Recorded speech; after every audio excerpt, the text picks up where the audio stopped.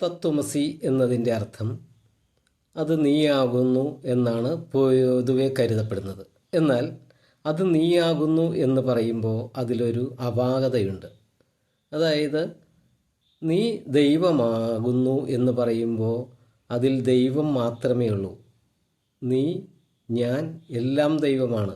അപ്പോൾ ഞാനെവിടെ, നീ എവിടെ? അത് നീയാകുന്നു എന്ന് പറയുമ്പോൾ നിൻ ചെയ്യുന്ന എല്ലാ പ്രവൃത്തികളും ദൈവം ചെയ്യുന്ന പ്രവൃത്തിയായി. എന്നാൽ ഇതിനു പകരം അത് നീയാകുന്നു എന്നതിന് പകരം അത് നിന്നിലുണ്ട്, ദൈവം നിന്നിലുണ്ട് എന്ന് പറയുമ്പോൾ നിന്നിൽ ദൈവവുമുണ്ട് നീയുമുണ്ട് എന്നർത്ഥം വരുന്നു. നീ ഒരു സ്വതന്ത്രമായി പ്രവർത്തിക്കാൻ കഴിയുന്ന ഒരു വ്യക്തിയായി നിലനിൽക്കുമ്പോൾ തന്നെ നിന്നിൽ അദൃശ്യനായി ആത്മാവായി ദൈവം കുടികൊള്ളുന്നു എന്നാണ് അർത്ഥം.